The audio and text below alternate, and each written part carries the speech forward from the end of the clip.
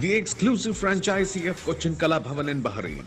With over a decade of existence in Bahrain, exclusive online regular classes have started for classical dances, music vocal, instrumental music, cinematic dance, Kathak, Zumba body fitness, karate and yoga, drawing, arts and craft, children's theatre. For more information, please call 3909 6845 3909 4806 3885 2397 or visit www.bahrainmediacity.com.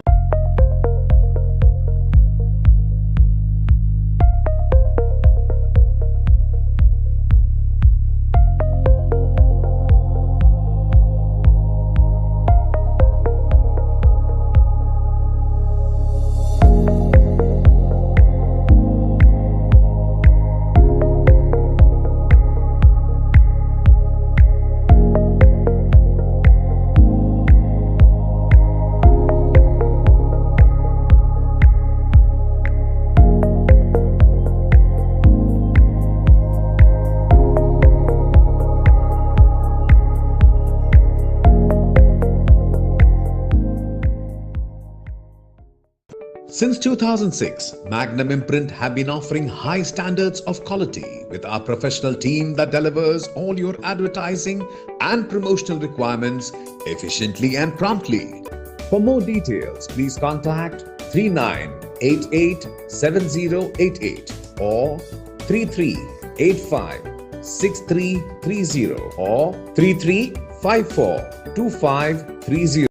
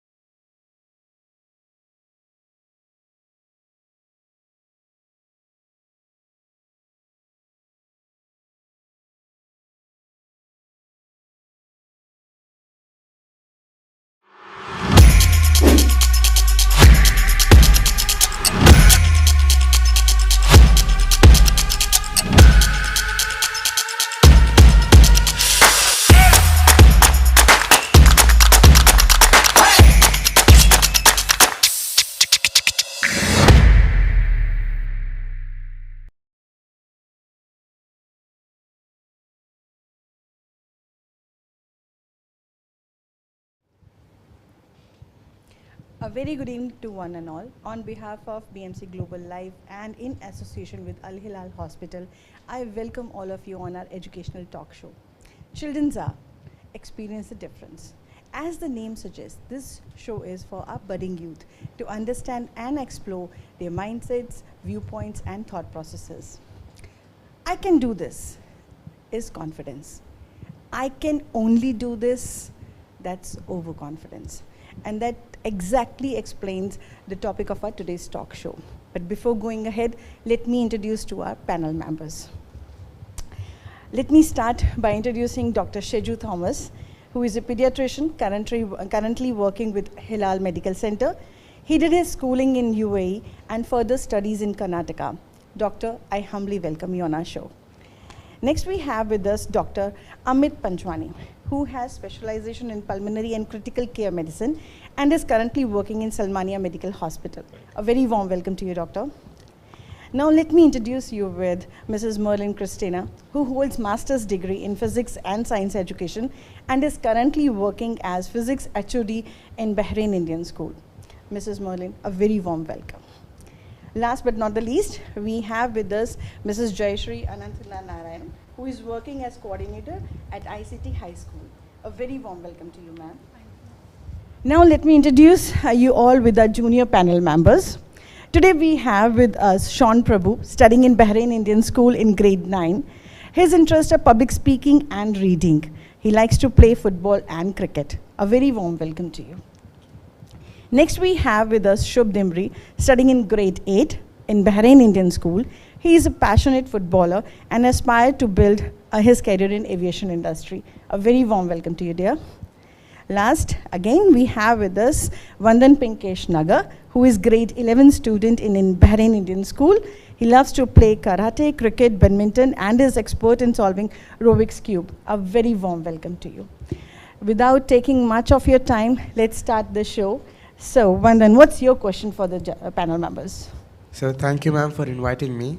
And I would like to welcome you all. Good evening, everyone. So, my question is, how can I identify as a person that I am confident or an overconfident person? So who would like to address this question? Okay, so I can answer this question for you.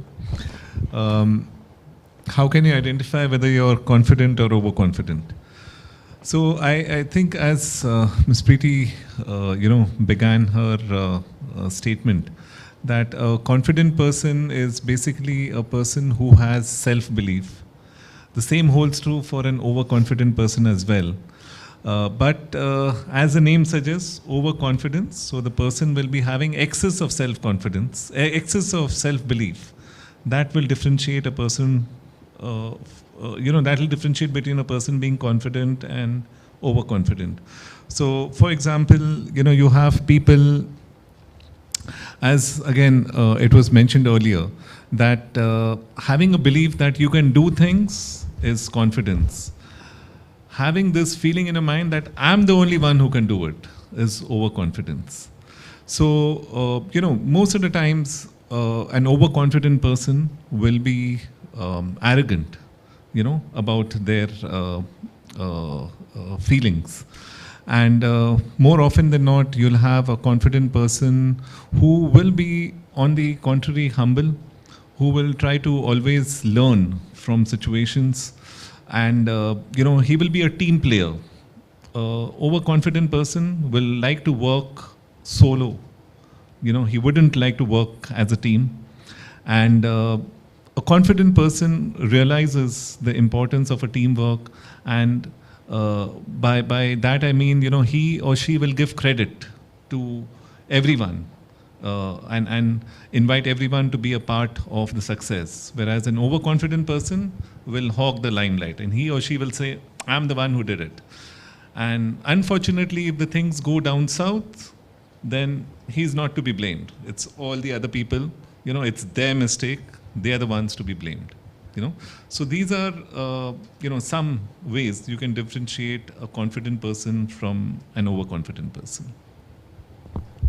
But doctor, sometimes don't you think so? A person who's a little bit strict, okay, as a leader, if some assignment has been given to the kids, and the person who's leading the team is a bit strict, kids might, confuse him as an overconfident person because he'll be dominating the team as such too and giving orders to them. Yeah.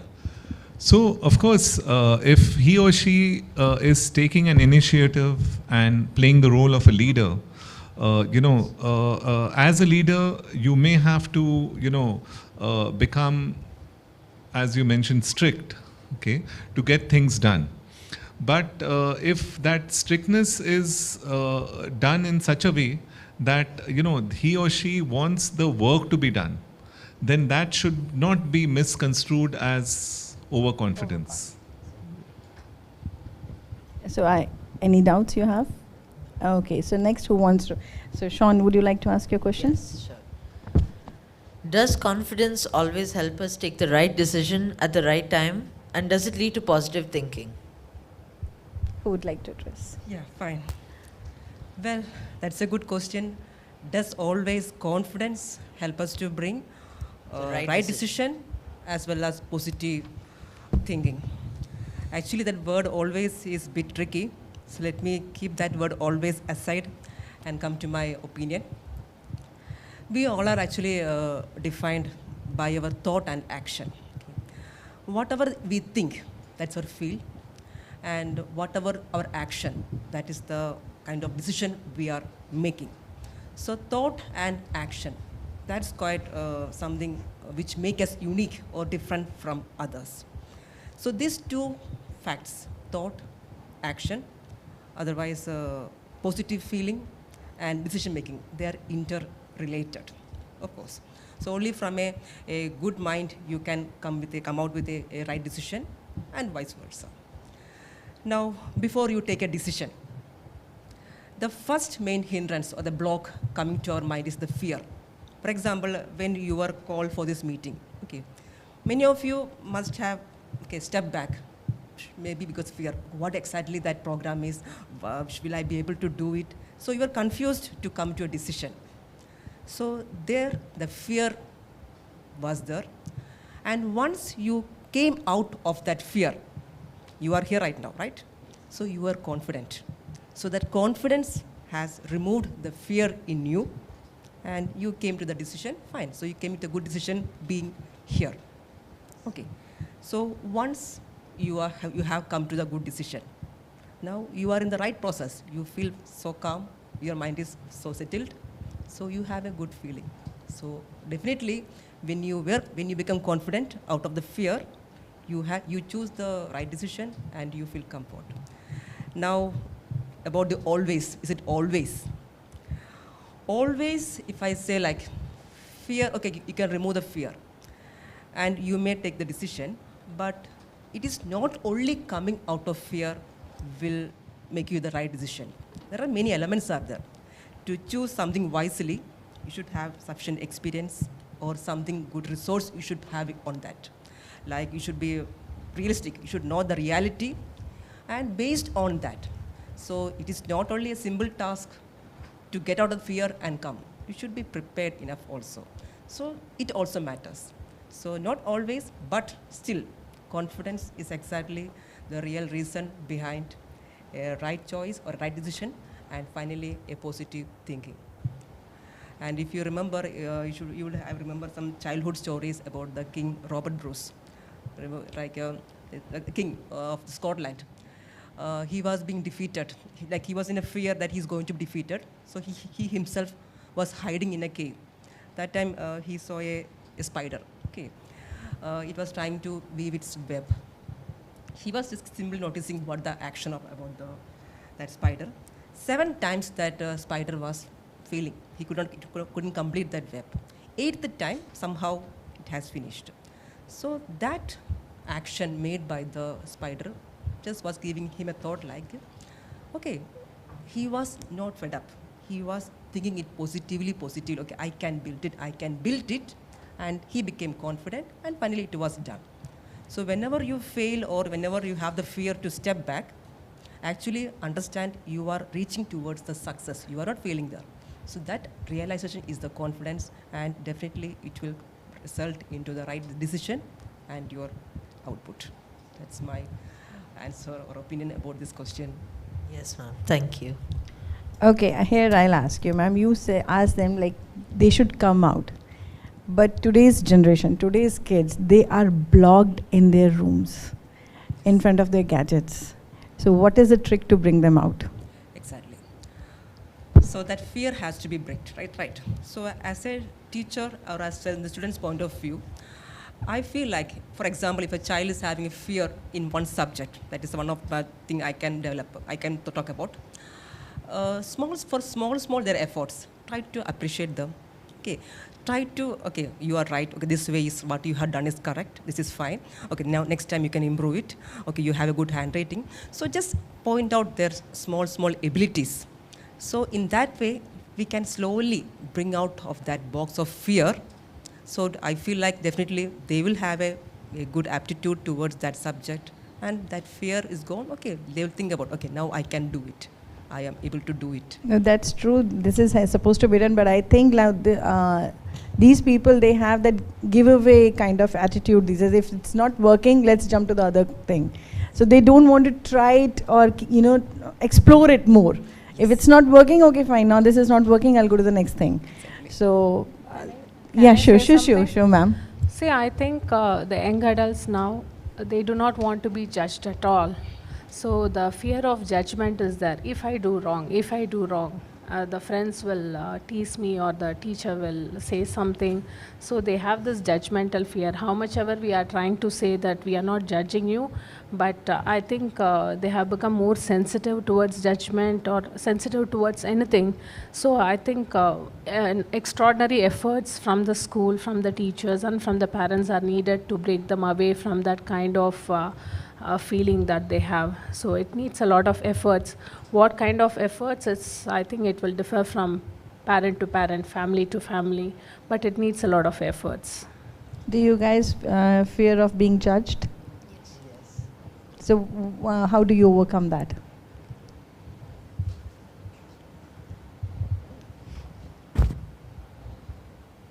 So sometimes I do feel that what people will think about me, what they will feel if I'm doing this.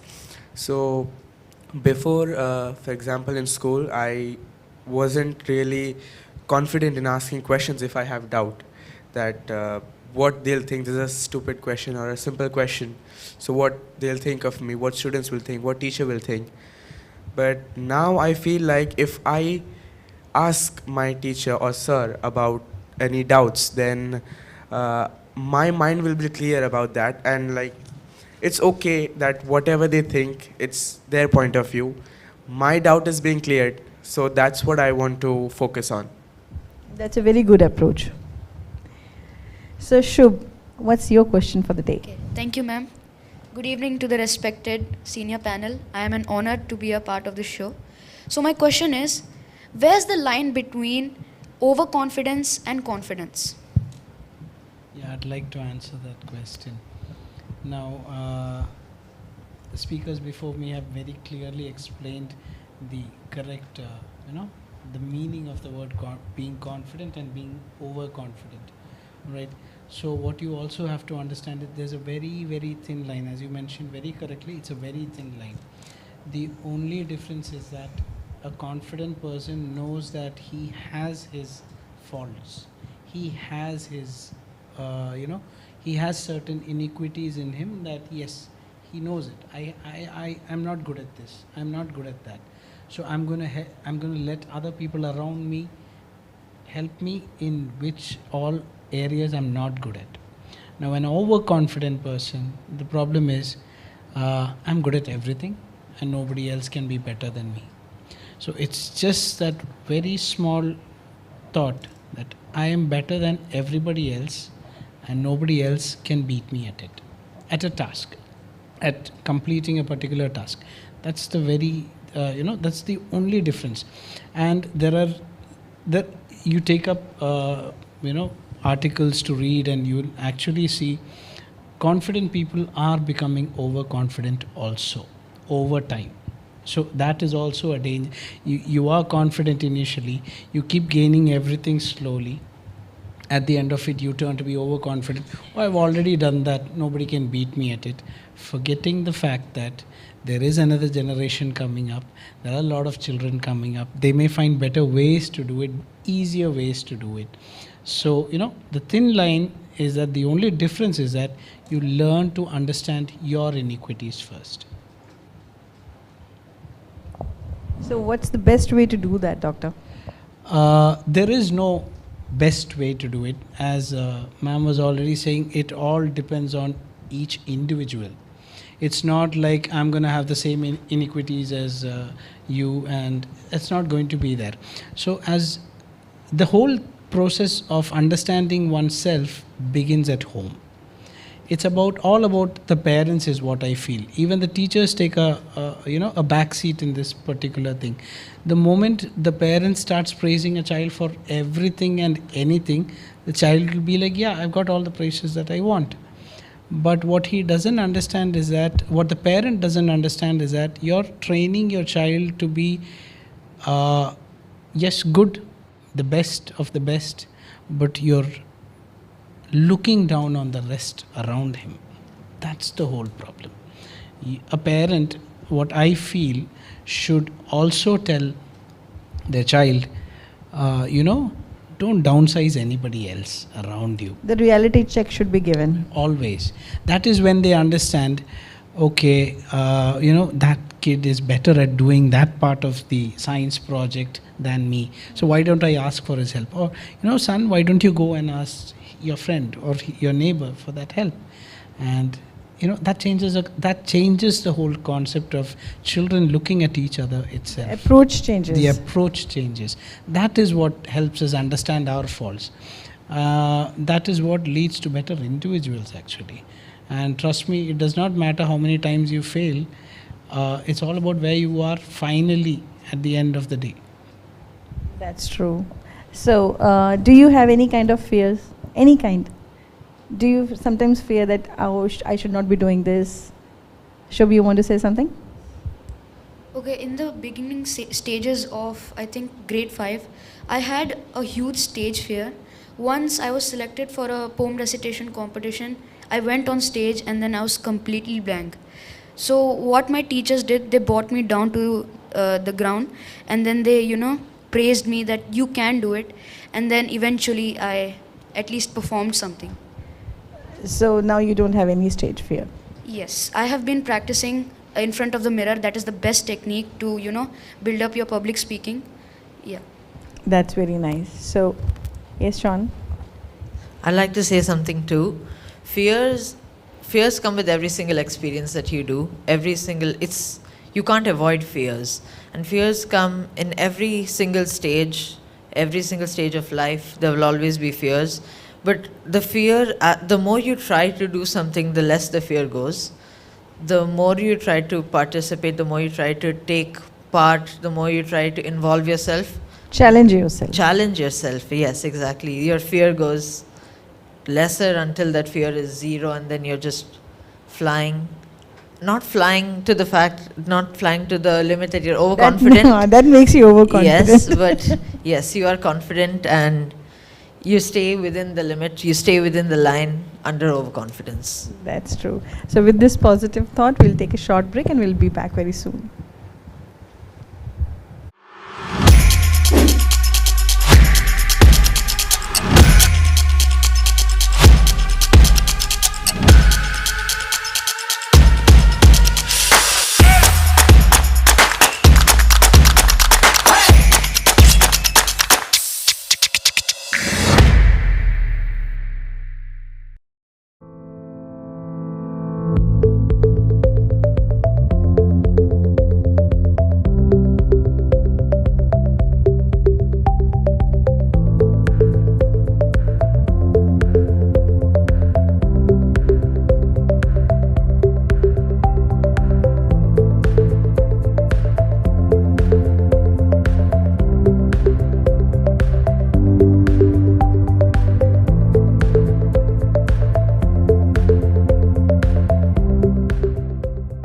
The 16th branch.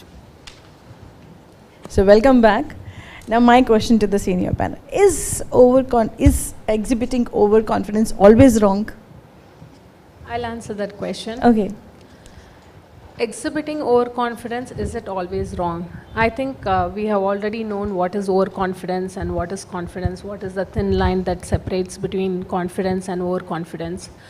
In my perspective, in my opinion, I feel it depends upon person to person. Like a person whom I feel is overconfident can be confident for you. So it depends upon person to person. So I would like to ask one small question to the student panel. Do you like the Iron Man character? Iron Man character? Why do you like him? Shubh? So he is a very cool person. He is very, calm. So even in difficult situations, his mind is always cool, and he can, get answers to difficult questions very easily. Yeah, very true. We also think that he's kind of overconfident, yeah, because he's very cool. Okay, very cool persons are also, we think he's overconfident, like that is the thought process that we have. But we also see in parts of the movie the efforts, the hard work, the intelligence that he puts, for being an Iron Man. Yeah. So there is nothing wrong in being overconfident. I'm not saying that you have to be overconfident all the time. Okay, but sometimes you can be definitely overconfident if you know the ground that you are in. Okay, that you know the consequences of being overconfident. So if you know that you have put in all the efforts, yeah, you have all the hard work, and there is nothing wrong in being overconfident. But unfortunately, what we see is it is slightly different. The scenario is many students, if they answer even easy questions in a topic, they are very happy. They think that I know the entire chapter, but that's not the case. Okay, it has just started. They are just very easy questions, and they become overconfident. So this is a very tricky area, but there is nothing wrong in being overconfident at times. Okay, but not all the times.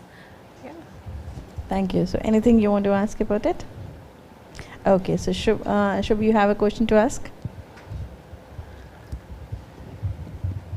Okay, so my question is, what is the difference between knowing your habits or abilities and being confident? Yeah, I'll take this question.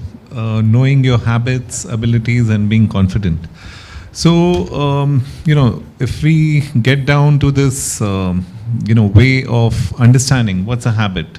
Habit is basically doing things on a regular basis to the extent that you start performing those activities unknowingly. So that is what we usually call a habit.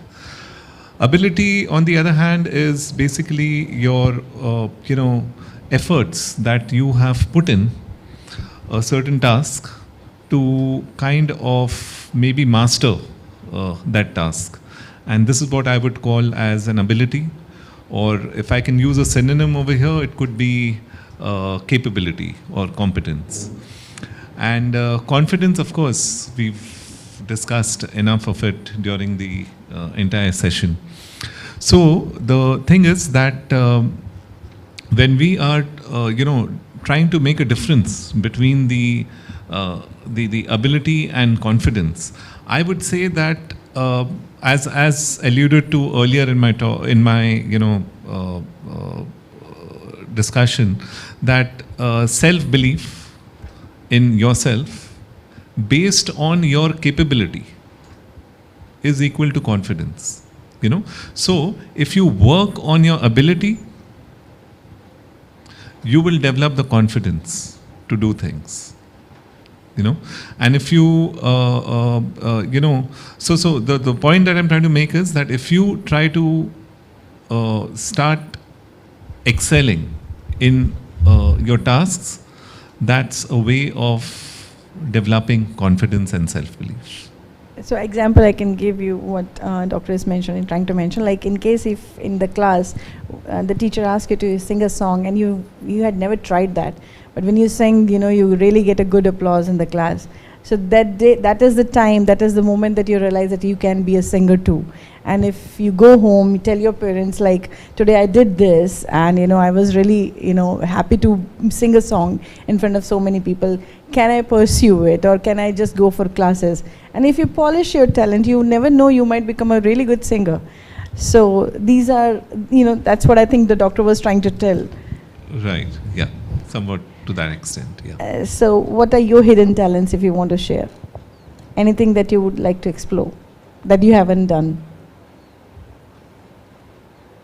Anything. It can be sports, it can be music, dance. Anything. Well, hidden talents, I wouldn't say my talents are hidden, because wherever I find that I can do something, I try to perfect that, not perfect that, but become better than I was before. So I used to be really into sport, but I never used to play a sport. I never used to go for coaching, or I never used to play outside. I just used to like watching it. And then after I came to know the techniques, After I came to look at other people, get inspiration from other people, my peers, my teachers, the people around me, I started pushing myself to go for football. And my parents also really encouraged me to go for football and cricket coaching. I lost a little bit of interest in cricket, but football interest went really high. So I used to, and then the more I played football, the more I went for coaching, the more hard it was for them to separate me from football. So that's how ironic trying new things are. Okay, that's good. So are you playing for a team, any team? Not really any team, but I'm still in that developing stage. Okay. Yeah, so I do like, exploring my talents with myself. And then exactly as I'm doing right now, public speaking. Public speaking was not my cup of tea at the start of my life, I would say. So grade 5, grade 6 was really tough for me. Your life is yet to start, actually. Yes. But yeah, grade 5 and grade 6 was really tough for me when I was pushing myself. The starting is always really hard. But then as I do more, I get better. And so when I'm in my professional life, I'm next to perfection. I can show all my talents that I have learned throughout my childhood and my adolescent years. Very nice, very nice. What about you, Vandan? Have you tried anything like that? I did try dancing, and I don't do it on a regular basis, but whenever I get chance, I do, and I get appreciations. So I feel like which dance form you're learning? I'm not learning any dance form. I just participate in any programs which might have dancing. Okay. So, and I also wanted to ask a question related about what you explained, sir. If a person is having a good ability and he or she feels that I can do this, so that overconfidence, is it good or is it bad? So I will not really call it as overconfidence. So if you have the ability to do things and you get that belief in yourself that I can do it, that is being confident, that I can do it. And what is the basis of you having that feeling is your ability, and how do you get that ability? Once you've put in your work and effort to gain that ability, right? So I will not really call that as overconfidence. I'll call that as confidence. Yeah. Thank you, sir. What about you, Shubh? Have you tried anything? Okay, so one time during music period, my teacher told me to sing in front of the whole class. So I had never tried singing, and I thought that I wasn't really good at singing. So, I just presented, and then, as you said, that I got a round of applause. I was really happy. And even the teacher was impressed, She wrote my name in her diary, and then she selected me for choir. Wow. That's really nice. So, Shaun, what's your next question for us? Yes, so my next question to the senior panel is that the overconfident leaders, do you think they can make accurate and rational decisions? I would like to answer that question. Leaders. When we hear the word leaders, mostly the personalities coming to our mind are like kind of political leaders. They can be freedom fighters, even a school principal, a head of the department, coordinators, or a school or a head boy, head girl, or even a class monitor. He is also a leader, right? So when you look into this kind of category or these people, actually there are two kinds of leaders. One kind is like those people, they will really value their followers and their subordinates. They will consider in their each and every aspect, whatever is their contribution, their point of view, everything they are going to consider. So respecting their vision or their aspects, he is going to decide. Okay, he is going to come to a decision, and finally they are going to execute. That's a confidence. That's a confidence. So it is going to give that leader being confident because he has the full support from his followers and the subordinates, and he is going to come to a right decision. Whereas we have some other categories, like over-believing themselves. They don't care about their followers or who is with them. Okay, they just completely ignore them. They will think like, okay, I am the best. Okay, I can do it without their contributions. I can do it. So there what you are seeing is like complete ignorance and lack of insight, as well as the lack of the points from all the perspectives. So whatever they think they are sure they are going to do, and they will do it. And what is going to end up will be a wrong decision, and it's not going to be a good thing. If I make it more clear that, for example, you just imagine you are in the classroom, okay? There is no teacher in the class. Maybe some free period teacher didn't come to the class. And one of you are the class monitor, okay? So you think like, okay, I am going to manage the class. You are going to manage. And you just put an idea which is good to you, which you feel like, okay, we can watch a video from the YouTube, but others are not agreeing. But being the monitor, no, you are going to do it. This is something you are going to watch. Gradually, the class is getting disturbed. It's getting noisy, okay? So someone from the outside is being observing, okay, your class is being very mess or noisy it is. So they're coming. The first question, who is the monitor? Who is the leader? So someone has to raise the hand. Okay, I am the monitor. What happened to the class?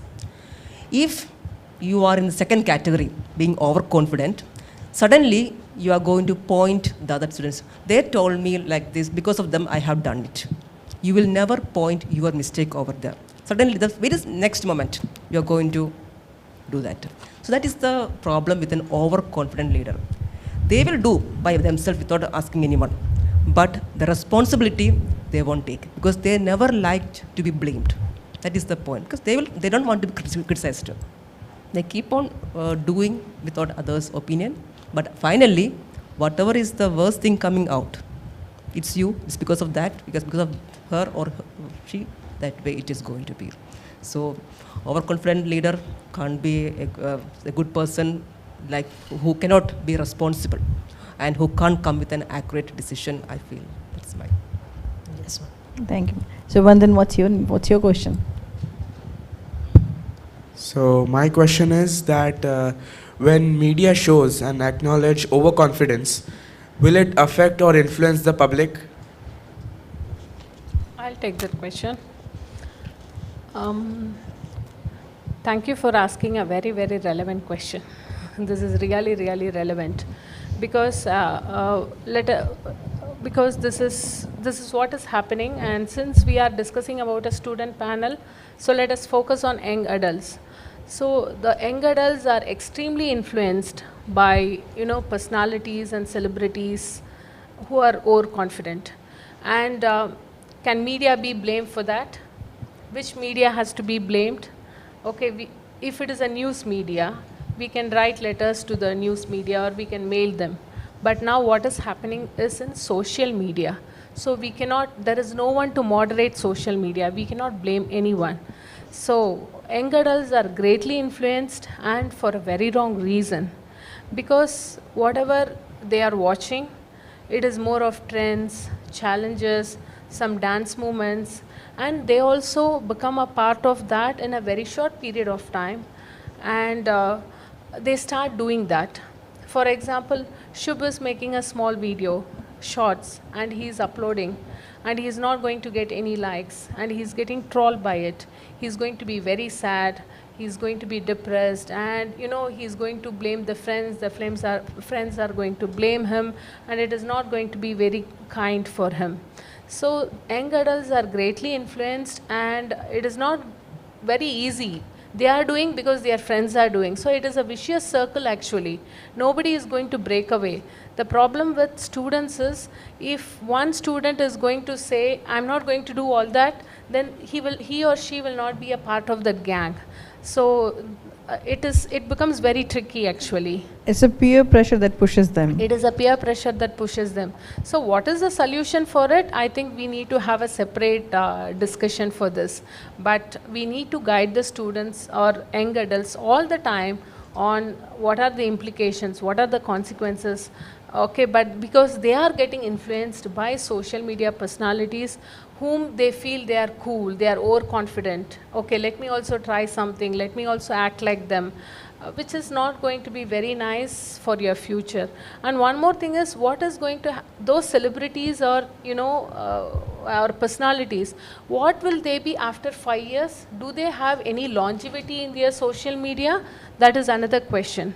Okay, we have so many leaders, so many celebrities, okay, who have been playing for 20 years. For Roger Federer, okay, he retired after such a long period of time, after so many trophies.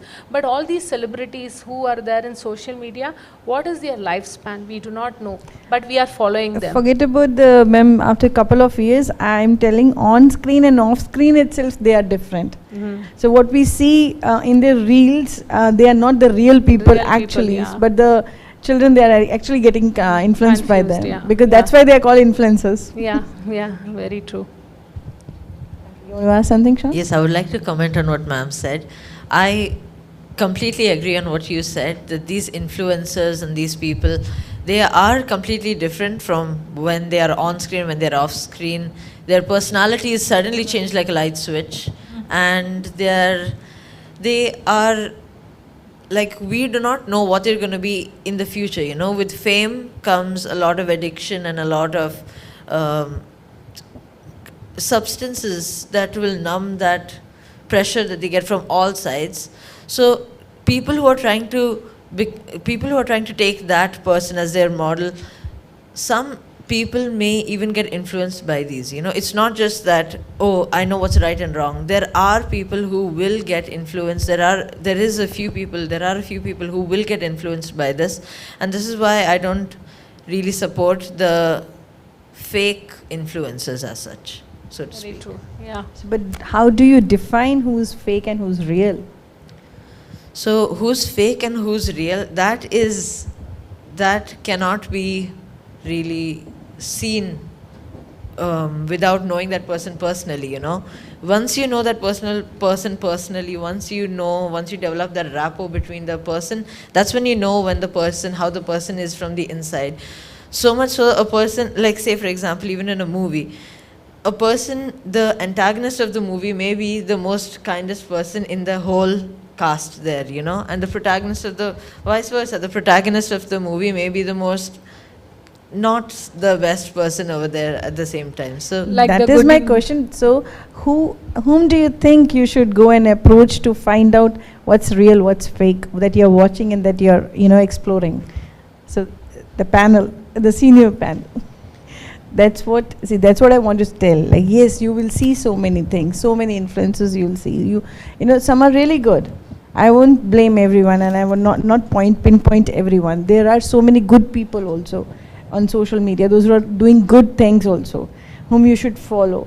But what I wanted to say is, you need to have one-to-one talk with your teacher or your parent or anyone whom you feel confident, who's elder to you, to exactly know what's right and what's wrong before coming to a conclusion.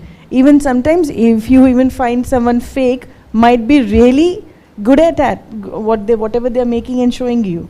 So you need to take the guidance from the elders, especially for the social media. Right. Yeah, I'll kind of second that, you know, because parents at the end of the day, have been through life, you know, and they would have experienced life to kind of give their suggestions and impart their views, which should be taken in the positive sense, you know. So it should not be taken as gyan. It should be taken as, you know, they're sharing their experiences because they care for you and they want you to not make the same mistakes what they have been through, you know. So like, they give you a platform from where they have left, right? So what I'm trying to say is that these are the people who can be very good guides for you to help understand the difference between a fake person and a real person. Yes, I do second that too at the same time, because the two main people who I feel wish well for you are your parents and your teachers. No one else. Which even your so-called true friend may get other better friends, may mingle along with worse people, people who are not in the right path, are not following the right path. This is why I believe that parents and your teachers will, no matter what, they will show you the right path. They will try to show you the right path in all the situations that they can. Very true. So now my last question for the day is, how to make a child understand that he is overconfident? I'd like to answer that question. Yes, doctor. As I said when I answered the first question, the whole thing begins at home. It is the responsibility of the parent, what I believe, to actually guide the child. As soon as you realize that your son or your daughter is behaving overconfidently, these traits are not just shown in school. You can see those traits back home also, in everything that they do, a chore that they do at home. You can see these traits. So the moment these things are recognized, the parent should take the initiative to sit down with the child. Let it be the father, let it be the mother. Spend time with the child. Make the child understand. See, as you know, the previous question, our generation we have not experienced what you people are experiencing right now. The kind of media, all this social media that's going. We never underwent all that, but we did undergo something else which you people have not undergone.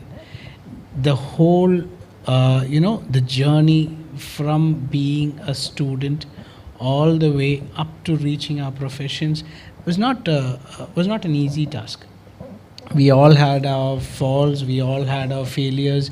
We've learnt a lot of things about ourselves. So that is where our knowledge, or the kind of knowledge that we have gained all along the way, makes a difference.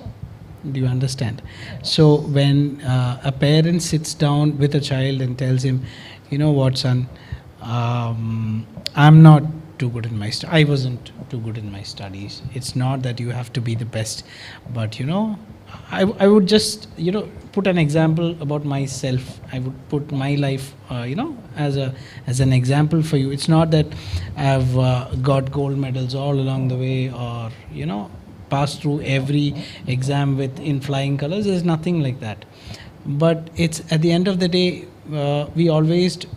our teachers always told us, like at that point of time, it was not the parents that took. It is only the parents of now that are taking a step to talk to the children about these things. Earlier, it was the teachers who were gods. You understand? Parents were, in their phase of life, it was the teachers who were always role models for us, guiding us in the correct way. They would always tell us, it's not about, being first in class or anything like that. Just keep moving. Just keep your head straight, not held high, straight, and just keep moving. People may talk around you, people may say that about you, but at the end of the day, it all ends up, where you're sitting right now, maybe at the end of 15 years. So that's where the parents of now have a big role. Okay? So the parents should talk to the children, should make them understand that, yes, I've had my faults, you have your faults, you're so short, you can't reach the basketball hoop. It's all there. But does not mean that you cannot play basketball. You can excel at it. So that is where a parent's role comes into play. Teachers, yes, it's like the parents set the spark and the teachers add the fuel into the fire. All right. So this is what should be happening. A lot of questions which may go unanswered, but you'll find all the answers as you cross in life. When you're at a point of life where you're in doubt as to what's the right thing to do, should I go here, should I go there, just keep quiet for some time. Don't jump into something. Just keep quiet. Watch. You'll see that, I remember this incident when I was back in college, and three of us, we had gone I studied in Mangalore, and we had this trip planned to Goa. And on the way, we stopped in Manipal to meet a friend. And all of us wanted to go to Goa. We were a little bit out of cash. It's a real life incident. We were a little bit out of cash. And so we started from Manipal. So on the highway, the right goes to Goa and the left goes back to Mangalore. We just stopped the car, pressed on the accelerator, and let go of the steering wheel. Whichever direction it turns, we will go. And yes, we wanted to go to Goa, we went to Goa. So it's all about just stopping, just waiting, and just watching. Then you take your step. All right? So a lot of incidents like this, even from your parents, a lot of things like this come out. But the children have to take time to just stop and listen to their parents, which is something that they're not doing right now, is what I feel. It's my humble request to parents to share their, the other side of their stories. Always flaunting, I was the topper in the class.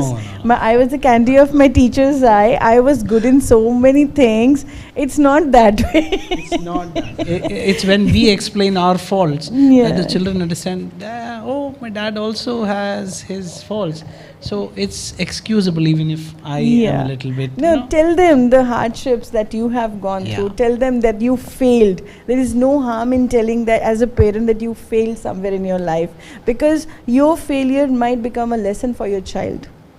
My parents, my father or my mother, they did something like this and they had gone through a bad phase. So I should not be doing it. That might give them a lesson at home itself.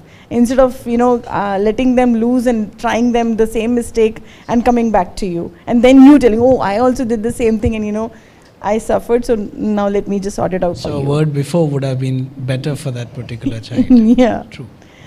So concluding this session, I would say overconfidence is a serious problem. And if you don't think like that, then might be you're overconfident. So the confidence is not that, is not in thinking that they will like me. Confidence lies in thinking that I will be fine even if they don't like me. Correct? And that is why they say that confidence is the best beautiful thing that you can wear. So on behalf of BMC Global Live and Al Hilal Hospital, I thank all of you and the people who have joined us online to be part of this session. We'll come again once again with a very nice topic for this kind of open discussion. Till then, good night and take good care of yourself. Thank you so much.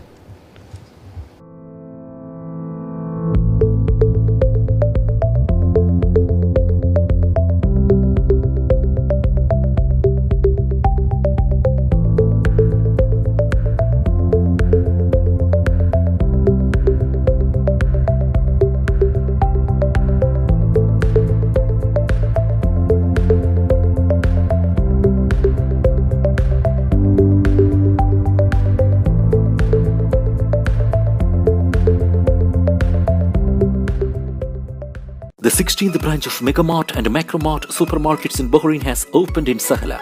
The best offers are available to the customers at affordable rates. Everyone is welcome. During and around the opening day, a variety of fish including salmon, meat and dairy products, roastery, frozen items, food and non-food items, groceries, fruits and vegetables, electronics, garments and ready-to-eat food items are available to the customers at affordable rates. Hearty welcome to all. Megamart and Macromart, your favorite shopping destination.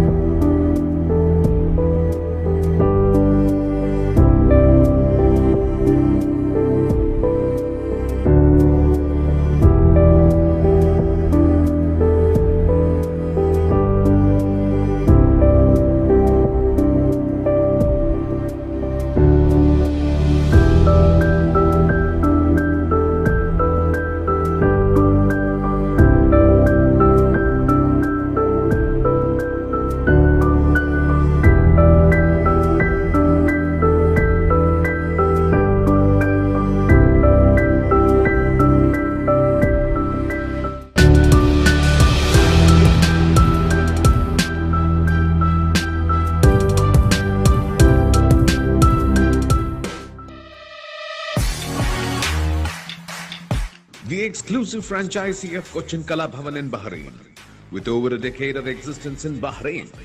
Exclusive online regular classes have started for classical dances, music vocal, instrumental music, cinematic dance, Kathak, Zumba body fitness, karate and yoga, drawing, arts and craft, Children's Theatre. For more information, please call 3909 6845 3909 4806 3885 2397 or visit www.bahrainmediacity.com.